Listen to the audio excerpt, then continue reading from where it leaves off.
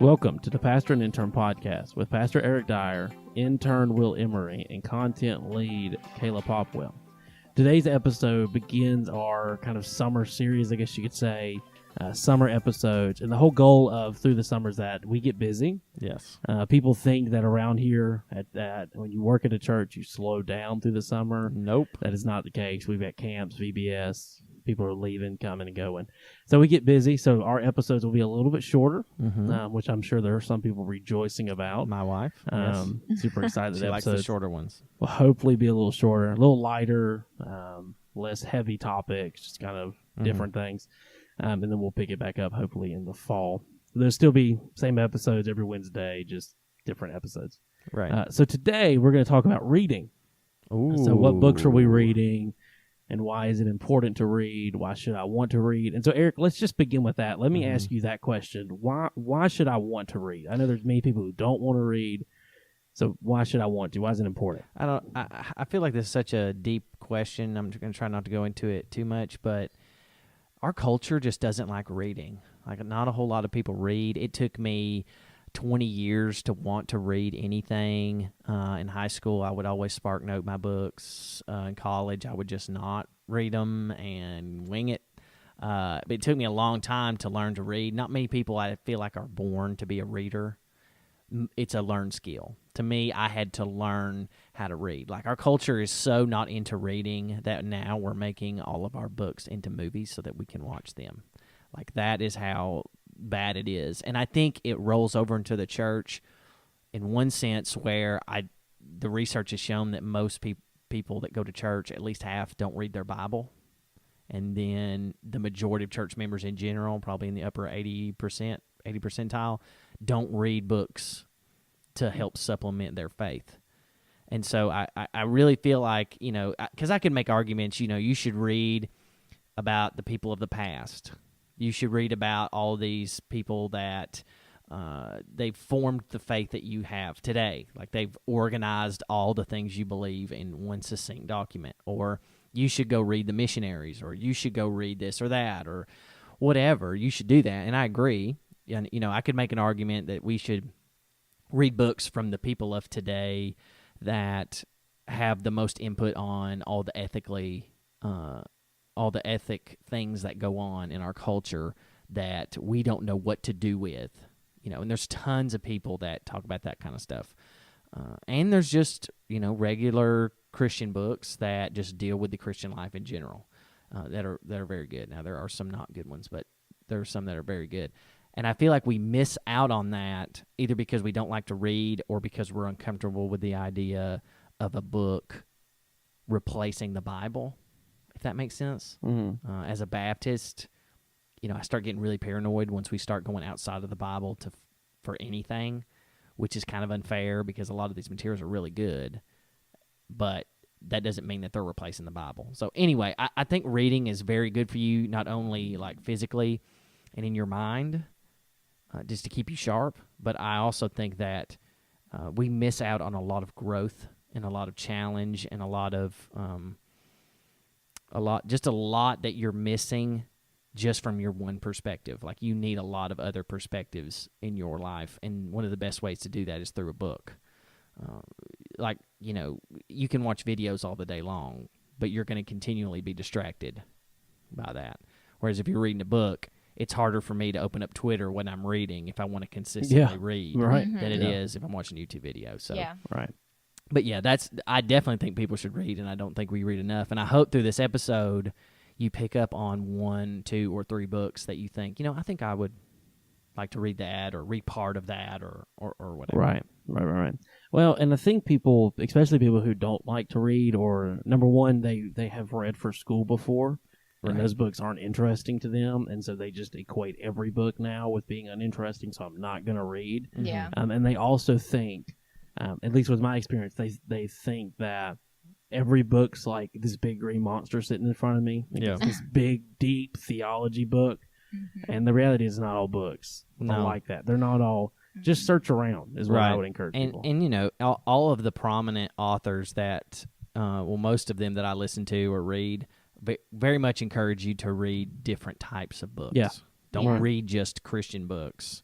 Don't like if you like sci-fi stuff, do that. Yeah. Like if you Read like what you history, enjoy. do that. Like don't just be locked into one because that's how you get burnt out Right. on reading. And also don't force yourself to read something you don't want to read or you don't like. Yeah. Yeah. If it's bad, just put it down. Yeah. Don't waste the rest of your time reading it. So anyways, I think those are some good pointers before we begin. Now, another question, and this is it's still on topic, but a little different. So, Kayla, are you more of a book or movie person? All right, so I think of like when you see The Lord of the Rings, are you going to watch it or are you going to read about it or read it?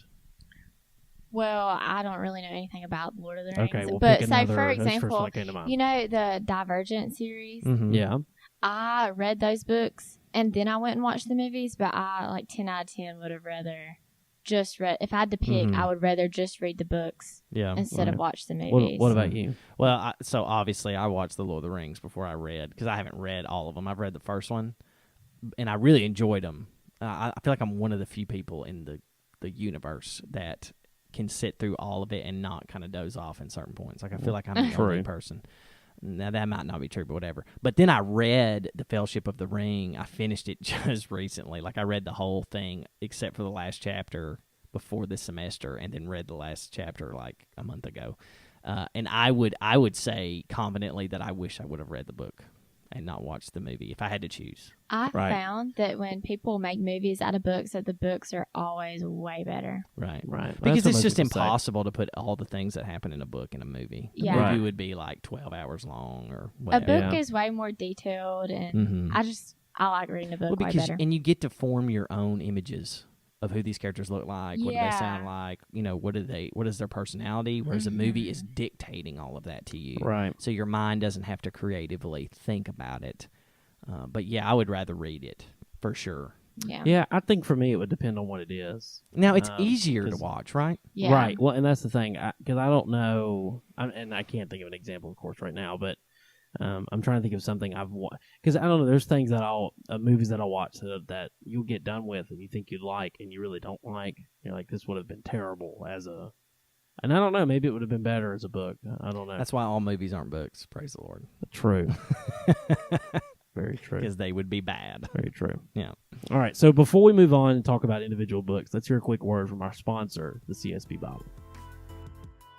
Our goal and mission is to have more people read the Bible. The top two things people want in a Bible translation is a Bible that is easy to read, but it's also faithful to the original languages.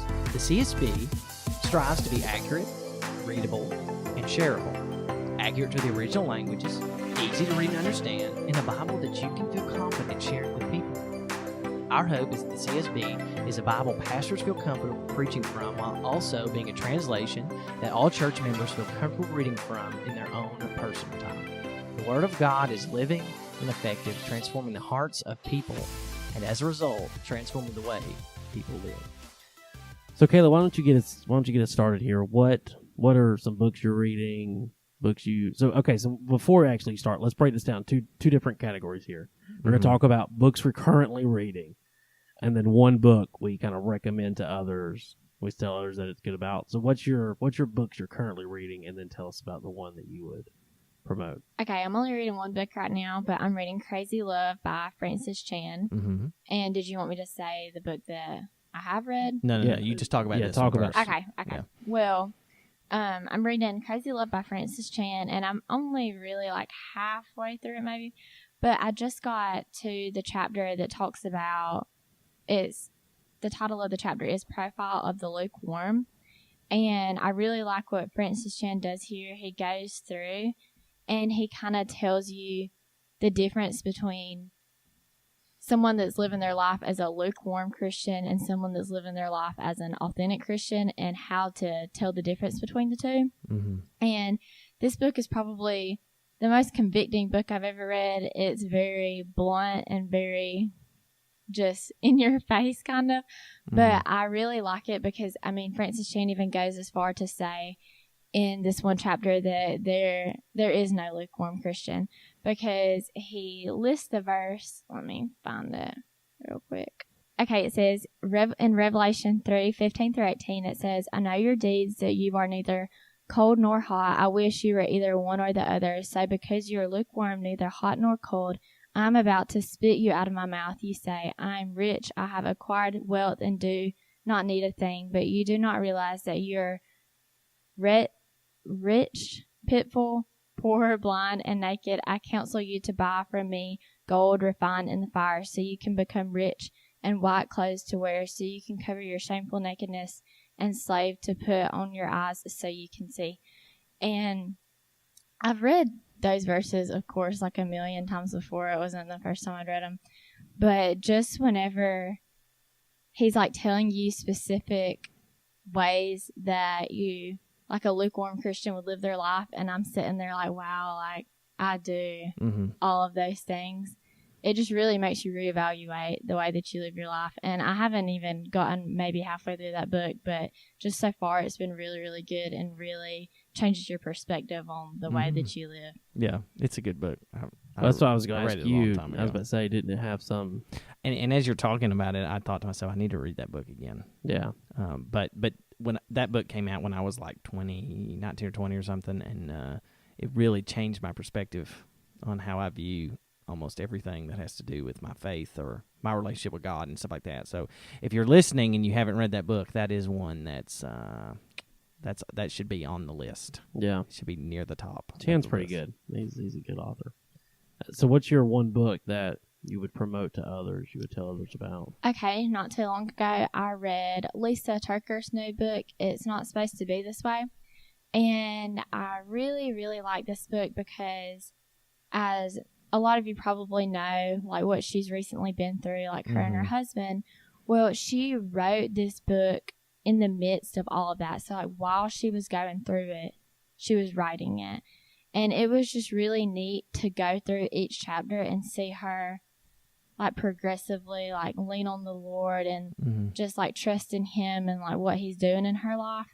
And I also like her main thing that she just goes off of in this book is like she starts off saying that we're living a life between two gardens, like the Garden of Eden and then in the end like the garden in heaven. And I like how she says we get so like upset and frustrated when things just don't go right in our life because we were created in a way where like the way we were created in God's image. So we're not used to that. So that's why it hurts so bad whenever people wrong us, because we were created thinking that that's not supposed to happen. So I just really, really like that book, and she's very like vulnerable and just very real with what she has going on in her life. And if like anyone is going through a hard time in their life, that is a very, very good book to read. It's very inspiring to watch her move past what she's been going through. So is that book, is it based on her personal life problems, or is that like a springboard into what the message of the book is? It's a kind of a springboard. Okay. That's not what the whole thing is about, but she does mention it, and she did write it while she was going through that. Right. Okay. But yeah. Okay, cool. All right. Will, what is what are you reading right now? Okay, so something to keep in mind, I think, before I sound like the most cockiest person in the world. Well, I think regardless of what you say, we're going to think that. I know. Eric already does. That's how he lives his life. But so I'm taking summer classes. I have 2 summer classes, so I'm doing a lot of summer reading as well through those classes. And so when asked the question, what am I currently reading? There's like 5 or 6 books that I am currently reading, right? So these are just some of the ones that I'm currently reading. Yes, indeed. Right. I'm reading 5 books. See, that's all right. What are you doing with your life? That's okay. That's all right. Yeah, compared to my one. So I'm currently reading through Theology for the Church, The Green Monster. That one's really good, actually. Yep, I've read every word of that book. Oh, I'm the cocky one. Okay. Every word of it. Tell the Truth by Will Metzger, Evangelism. That's an evangelism book for evangelism class. Evangelism in a Skeptical World. Questioning Evangelism. Obviously, all for my evangelism class. Honestly, probably the only reason I'm reading them. I probably wouldn't pick these books up. Other than that. One book, Piper, A Peculiar Glory, is really good. It talks about Scripture. It's a really good book. We're reading The Conviction to Lead as a group. That's an okay book. Whatever, Whatever, dude. I am a church member by Rayner. That's a pretty good book. I'm also reading a Bonhoeffer biography. Mm-hmm. So out of all the books you're reading, what's your favorite one? Honestly, they're all my favorite. No, no, they're not. Okay. Actually, my favorite. I don't know. I really didn't think about that. It would either be Piper's book or this Bonhoeffer biography right now. Okay. I'm a big Bonhoeffer fan for some reason, and I really couldn't tell you why. Mm-hmm. Because people, if you ever ask me a question about him, I probably couldn't even give you the answer. I don't know why. Well, he's like standing up to Hitler. I mean, yeah, maybe it's just the name Bonhoeffer that I'm just like. So I'm reading more. So that one's really enjoyable, and then anything Piper writes is always fairly enjoyable. And then my one book that I tell other people about or tell them that they should read is different. It's not a Christian book, I would say. Mm-hmm. It's and we talked about this a little yesterday as well, but it's Escape from Camp 14. Mm-hmm. It's a really good book talking about a guy who escaped from North Korea. Okay. And so, I mean, it's a really moving, it really shows you what's going on in North Korea, what's happening over there. And so that's my one book that I normally talk about the most. And me and Kayla were having this conversation this morning. Is about our one book seemed to be the one like we can remember the most, especially for those of us who have to read in school or like you just got. By the way, congratulations, first episode after your master's. I'm finally justified in everything that I've said. Congratulations for the MDiv. Thank you. So, but for what you read in school, and it's like that one book that comes to mind because I feel like the majority of them we forget about, and now they're just on our shelf. Oh yeah. So anyway, that's just kind of the one that constantly comes to mind. So what are yours? Okay, so I'm currently reading the Conviction to Lead book by Albert Mohler. It is better than okay. It is a good book. Now, I wouldn't read it unless you're like have a bent towards leadership or you're in some leadership position. I really like it because it's got shorter-ish chapters. I don't know why I love books with short chapters. No. I feel like I'm doing a lot even when you're not. Because the chapters, there's not a chapter I don't think that's 10 pages long. It's got 25 chapters in it. It's 200 14 pages long, 15 pages long. I mean, it's just a good book. The second time I read it with the guy I worked for previously, and it's pretty good. It's a pretty good book, and it's Albert Mohler, so true. The guy's pretty solid. He's got way more brain power than most people. I'm also reading Christ-Centered Exposition by Redmond, Curtis, and Fentress. Three people I have no idea who they are, but the editors are David Platt, Danny Aiken, Tony Morita. So those are really well known. I'm reading this because I'm teaching on Jonah right now. I've got one more chapter to go before Jonah's over in youth. But if you're ever looking for something, because it's not just Jonah, it's Jonah, Micah, Nahum, and Habakkuk.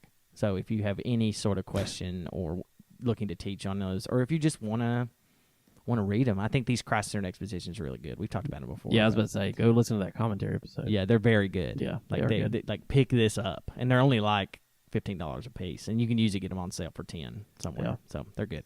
All right, and the final book that I'm reading now that I'm out of seminary and I finally get to read what I want to read, I'm reading this book called Brothers, We Are Not Professionals by John Piper. I'm almost halfway through it, and again, it's another book with 5 or 6 page chapters. Shorter chapters, right? But it's longer. It's got 36 chapters, so it's probably 290 pages long. Right now, I'm on page 98, so I've got 200 pages to go.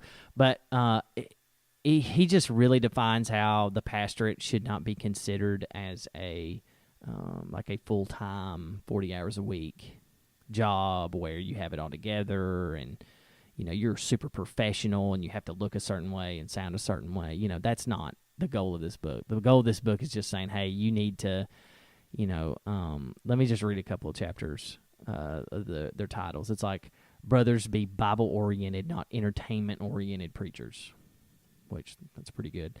Brothers, fight for your life. Brothers, beware of sacred substitutes. Brothers, let us pray. And he gives like really cool quotes before all of his chapters.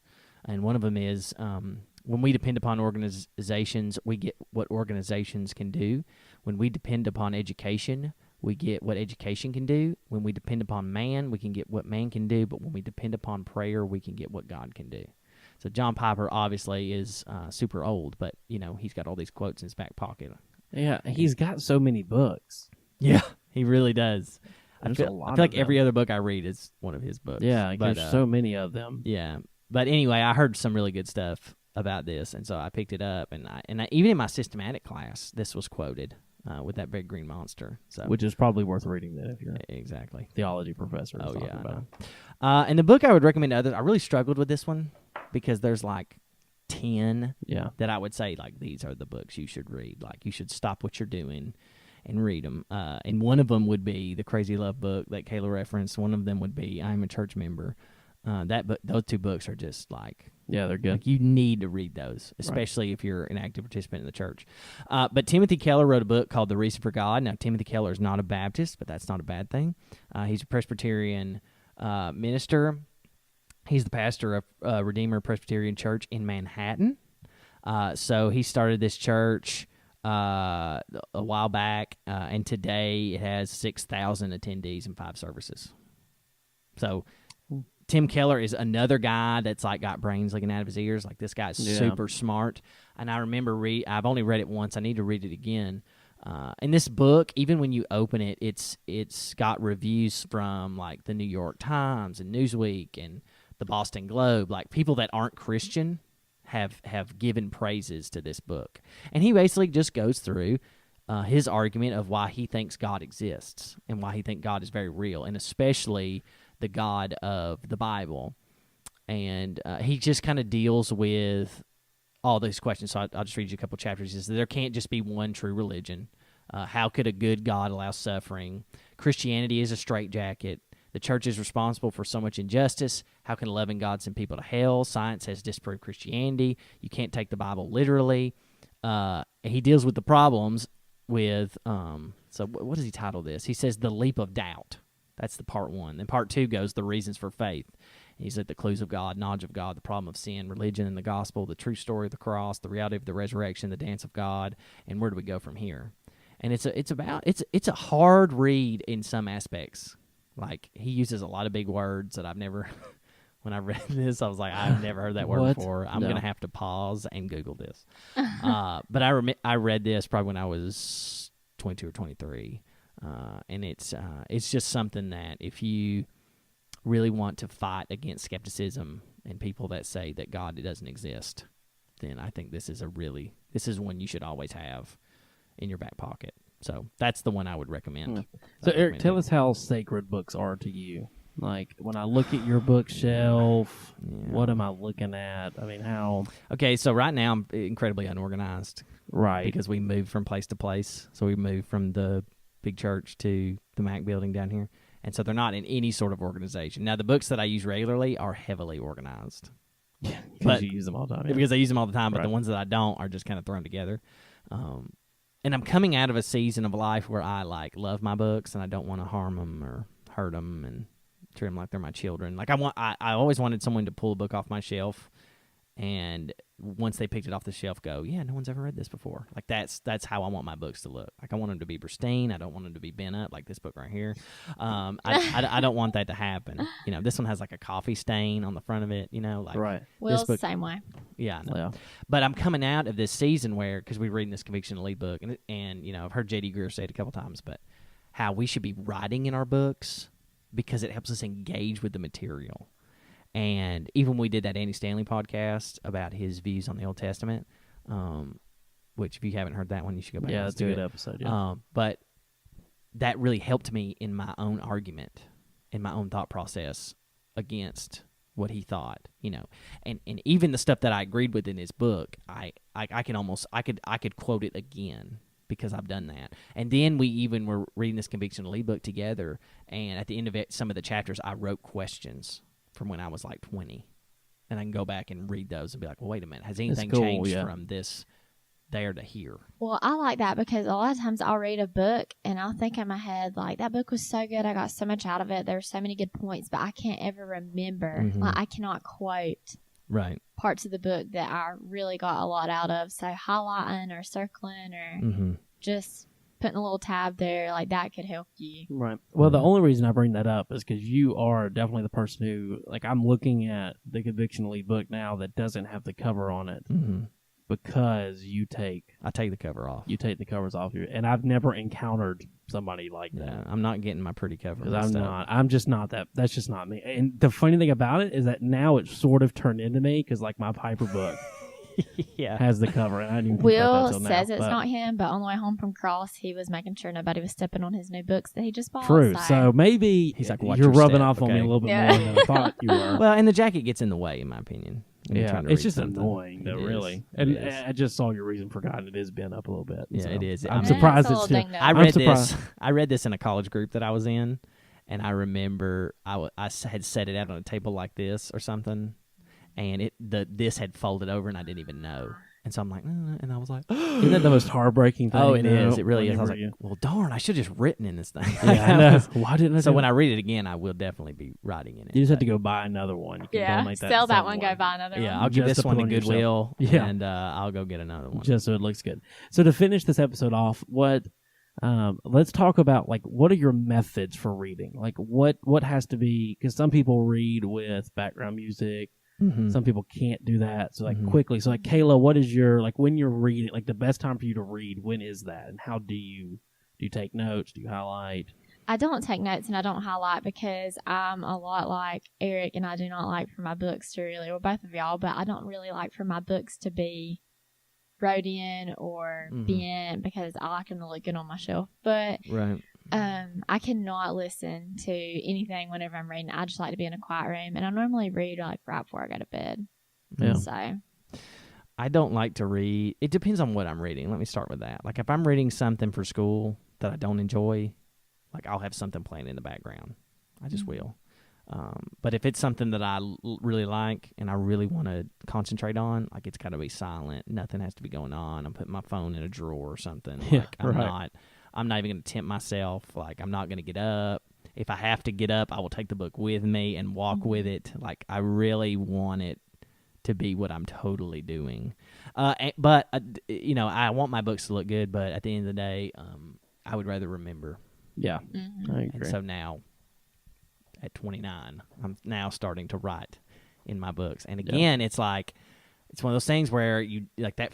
It only takes that first pen stroke through the book, and you're like, well, it's ruined now. And then, Yeah, you I get know, to, right? and then you get to just Totally. write whatever you want. So as long as you take that first step, you're doing okay. Or it's like when you Right. get a new Bible and you're highlighting, you're like, darn, I messed up. I highlighted the Yeah, wrong part. Right? Yeah. It's all messed up now. There's going to be that person that listens to this episode and is like, they didn't mention the Bible one time. Yeah, I as know. anything they're currently Yeah. reading. They are a Or the bunch of words. This is what we. we were reading outside of the Bible. I They're said at the terrible. beginning though that people don't read their Bible. I Well, said that. interesting you brought that up. Okay, so let's, for a few seconds. So what do you write in your Bible? Do you take notes in your Bible, or is that... This Is sounds that- so over the top. Mhm. I have a Bible, the one that we got for graduation, that I Mhm. just straight read out of. I do Mhm. not write, take notes, tab, anything. But then I have a Bible at home that I will do that in, that I'll Mhm. write, Yeah. highlight, mark, whatever. Yeah. I have a preaching Bible, and I don't write in that because I get distracted. Like, I'll be preaching, I'll be like, What is that? what does that even Yeah, mean? right. You know, like, that's what I would do. Like, what does that mean? I don't write in that one. I have another one that I take to church because the one I preach out of is like 5 pounds. It's really big.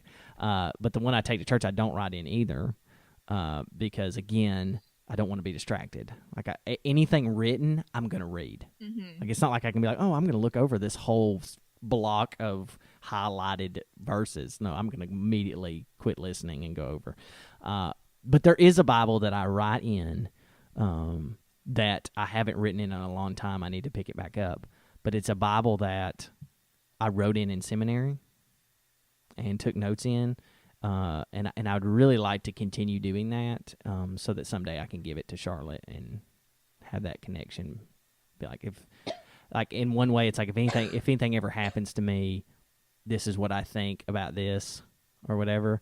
Or, when I'm old and I might preach something and I wrote something different in this Bible, like I want you to ask me about it. That'd be me. Yeah. Things like that, like that's it, but I want to have that kind of connection with Charlotte. So, but yeah, I need to pick that back up. Yeah, I like that. I don't. I normally don't write in. Mm-mm. That's rare for me. I'll highlight in actual books. I do that, but Mhm. other than that, I don't I don't take notes. Yeah, I'm starting to take notes outside of the book too. And it's not even like I'm writing down everything, but I put like the book title, the page number, and what it is that I'm highlighting or circling or whatever. So like like that John Piper quote that I read about prayer, I like chapter this, page this, quote about prayer or whatever.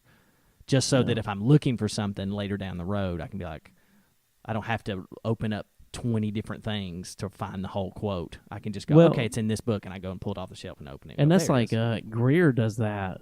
Yeah. Now he has people that works for him that does it for him now. But when he read the book and he'll write down or he'll highlight, and somebody goes back through the book and puts it in like different categories. And so if he's preaching on prayer, he'll go in this thing, and so instead of him having to remember, everything, because he makes the point that you're never going to remember it all, so take notes so that you can go back and look at it. Yeah. And that's how he keeps. Yeah, so no pastor is just this genius who can hold everything in his brain. Yeah, like, he references all these things that he does not know. Right. Well, and another thing is that, and I didn't know this till I went to Southwestern, but a lot of times you see all these big libraries with a lot of these books. A lot of those people haven't read many of those books. No. They're just there. No. So don't walk into somebody's office and think, "Oh wow, look at all these books." That person's read all those books. No, that's probably not. I like to tell people I've read the majority. Yeah. Even if that majority is 51%, I've read the majority. You've read at least the majority. But there are a few that are so weird that I got either for free or that were with my class that were like supplemental books that I just have not. Yeah. And I don't get rid of them. I don't get rid of. No, I'm not going to do that. I struggle to do that. Half the books I haven't read, so they're my little idols on the shelf. Like, little idols. You know, I was just thinking about that. Yeah, I dressed them up in their little jackets. Donate them. Yeah, it's bad. Okay. It's really bad. All right, so that's what we're reading. I think we should do one of these episodes like every while. Yeah, we should do it every once in a while. You know, like the church history thing. We should do it every once in a while. I might still be on Crazy Love. So I was about to say, if we come back and we're all using the same book, a year later, Kayla's like, "Well, I'm reading Crazy Love. Yeah, I know. I'm on the second to last chapter." Yeah, really read the good. last page. Right. Just got finished. That's funny. That's really funny. Thank you for listening to the Pastor and Intern podcast. As always, we want to thank our church family and all of our listeners. Without you, this would not be possible. Please make sure to go follow us on all of our social media accounts, Facebook, Instagram, Twitter, and make sure to subscribe where anywhere podcasts can be found. Next week, we're going to have a special guest coming on the podcast. We're excited about this. We are for the Word, for the truth, and for the church. Thanks again for listening to the Pastor and Intern podcast.